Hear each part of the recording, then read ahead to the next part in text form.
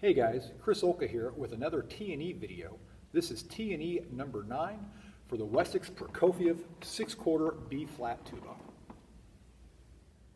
Alright, so before we get started, I just want to apologize for the long period of radio silence this last year. This video specifically on the Prokofiev is long past due, and my apologies to Jonathan and everybody at Wessex for not getting this out sooner. Between my orchestra schedule and teaching master classes and playing recitals and traveling literally around the world over this last year, the YouTube videos have kind of got put on the back burner. So my apologies again for the long radio silence. All right, let's jump in. So this is the Wessex Prokofiev 6/4 piston B-flat tuba. It's got 4 pistons and a thumb rotor. It's very much an instrument in the best of the York style instruments that we've come to know and love here in the United States and around the world. The Wessex tuba website right now lists these tubas for sale in either a brushed silver finish or a bright silver finish for $9,995, which represents quite a value for a handmade instrument, which this is. Jonathan Hodgetts and Chuck Nichols, their tuba design guru, as well as Will Druitt, their premier tuba artist, have really been putting their heads together and trying to come up with a pretty comprehensive line of instruments. And this definitely in the piston valve 6/4 York market is kind of singular. There's currently not anything out there that I can think of that even comes close to filling the same niche that this does. So it's a pretty special instrument and exciting for them to have hit the market. They've been out for around a year, and the catalyst for this model was a previous model that's still currently offered by Wessex Tubas that I reviewed last year, and that was the Wessex Grand B-flat. They originally made that instrument. It was hydroform, so it wasn't handmade. It was quite large. It was 4 pistons and a thumb rotor, but not really a York tuba in what we've come to know today as kind of the classic York design. After I reviewed it, I had mentioned to Jonathan some ideas that he might incorporate in a handmade version, and that's what this Prokofiev ultimately has turned out to be. So let's talk about it, and then I'll do playing examples in the middle, and then I'll see you guys at the end of the video. So first thing, it's got a great low register. It's really open. It's very responsive. It's easy. There was a learning curve for me because I'm so used to, if you can believe it, smaller instruments in the form of 6/4 C tubas, and the way that they play generally, up until very recently, has been very stuffy and resistant. This last year or two has seen the introduction of a lot of really fantastic 6/4 piston valve York C tuba models from various manufacturers. And they have gotten better in the low register, but this tuba right now has one of the best low registers of any instrument of its type that I've played, specifically in B-flat, with 5 valves, bear in mind. So it's not a giant rotary valve instrument. It's a, like I said, 750 bore set, 750 valves, first 1, 2, 3, 4 pistons, and then a larger rotary valve that's thumb activated. So low register is so easy. But I mentioned that there was a learning curve for me. I had to learn how to back off because I'm kind of an aggressive player in the low register to connect with those notes on other tubas. On this tuba, you really don't. And I'd say that had I ever started on this as my first big tuba years and years ago, I might not have ever seen the need to develop a shifted low register embouchure because this tuba is so responsive and easy to play down there in just what I'm going to term a regular embouchure. The mid-register and upper register for an instrument of this size are quite stable. All the notes right up to the very tip top of the usable range of any tuba are certainly there on this tuba. Articulation, fantastic, very easy, very light, and you can really kind of shade the articulation and the tone quite easily on this tuba. The only thing that I would say that's, and it's not a knock against the instrument, but it's to be expected for tubas of this size, some of the middle and upper register intonation is a little bit problematic, far from bad, but you know, there's some notes that have typical tendencies to be sharp or flat. But the beautiful thing is that because this is a handmade instrument, it's pretty easy to shade the notes up or down, either with your embouchure, you can lip up or lip down, or you can use all the various what do you call it, alternate fingering possibilities. And there's a lot on this as far as alternate fingering possibilities. So for a tuba of its size, it's quite nimble.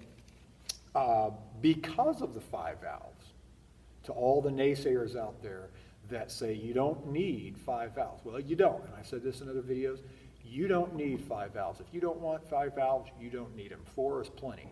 Me, I need them, and I want them. And they're available on this tuba. So you've got plenty of alternate fingerings.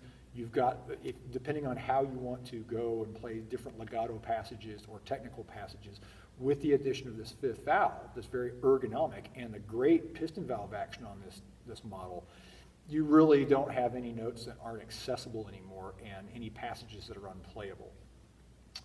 Let's talk about the tone. It's mammoth.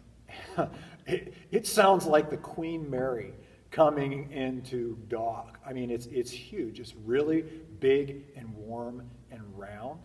It's very much like the classic York tuba sound that many of us have in our heads, but on steroids. I don't know if that's a good thing or a bad thing. I guess it depends on how you want to use the instrument. I played this in the orchestra a few weeks ago on Alpine Symphony. I used both my York C tuba as well as this on occasion.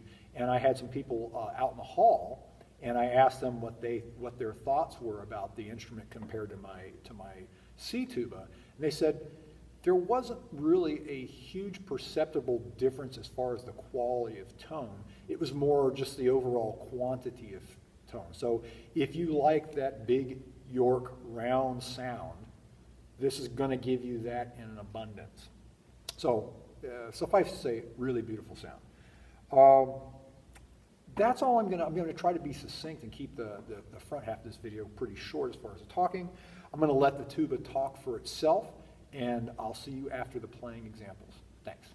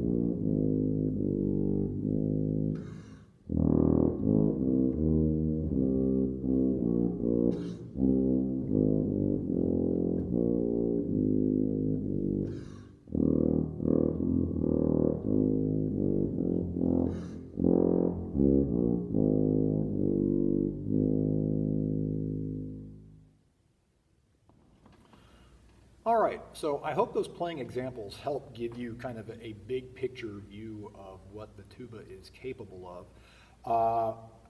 I'm not in the best of shape right now. After I got back from a solo tour in Japan last month, I've kind of let my foot off of the gas for a little while and just want to kind of coast and enjoy playing the tuba for fun and sitting in the back row and being anonymous back there rather than sitting in the front of the stage or playing recitals. So I don't feel like I'm necessarily playing at my highest level and doing the instrument its full justice that it deserves. But hopefully the preceding video playing examples will give you an idea of what this bad boy is capable of doing.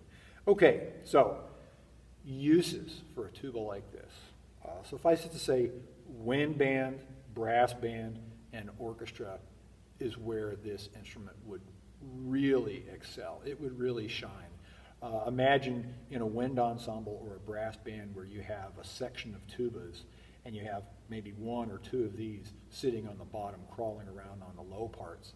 Man, I can only imagine what that would sound like. I know that Jonathan is currently in the final stages of developing, I think he's called it Leviathan, which is aptly named, which is more of a British style top action brass band tuba. But for other brass bands that don't necessarily feel like they need to have the traditional top action valve set, this tuba should be looked at pretty seriously. Orchestra, it works very well in the orchestra. If you're looking for a sound that's going to blend and plug into the bass section and reinforce all the lower instruments while still remaining clear and focused, this would also be an excellent choice, I think, for you to consider. Solos and quintets, maybe not. I kind of pride myself in playing most of my solo recital repertoire on my 6-quarter C tuba.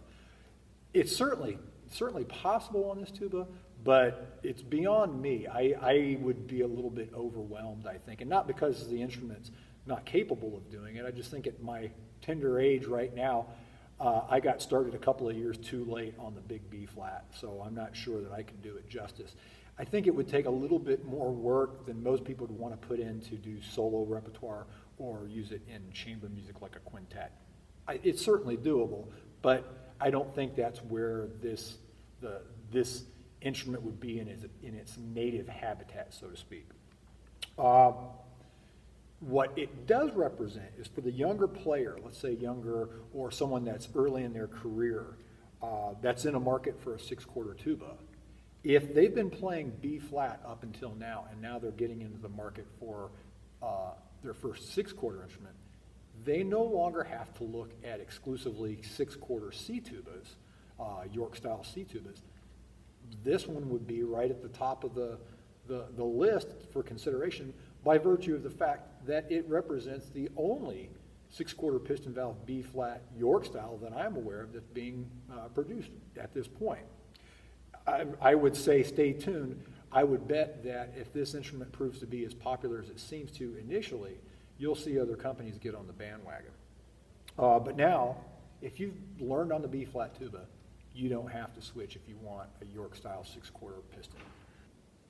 Okay, well, I think that just about does it as far as the things I wanted to cover about this instrument. I wanted to say a few other things. First of all, congratulations to Jonathan Hodgetts and Steve Marcus for the opening of their showroom outside of Chicago. It's outside of the greater Chicago area in one of the suburbs. And I think they just opened up in April, or maybe it was March or April of this last year of 2019. And anyone in the United States, or anywhere else in the world for that matter, can buy a relatively inexpensive plane ticket to Chicago and then take an Uber or a cab or a train right out to their showroom and play all of the various instruments that Wessex currently offers for sale. And the bonus is you'll get to meet Steve Marcus, who is one of the nicest guys, a real class act, and a wonderful gentleman. So congratulations to Wessex Tubas for opening that showroom. I think that's it, other than thank you guys for staying tuned. I've got more videos planned in the future. Of course, more T&E videos, as well as I'm going to offer up some other series within the channels covering various other topics, like tips, not as comprehensive as drill of the week type stuff, but day-to-day quality of life, little, we'll call them tuba life hacks, maybe 5 minutes or 6 minutes long, just short little vignettes about what I find to be important for players of all ages and abilities and various venues. So I think that's it. If you guys like the channel and want to see more of these videos, please click like and subscribe. And thanks for all your support. Take care.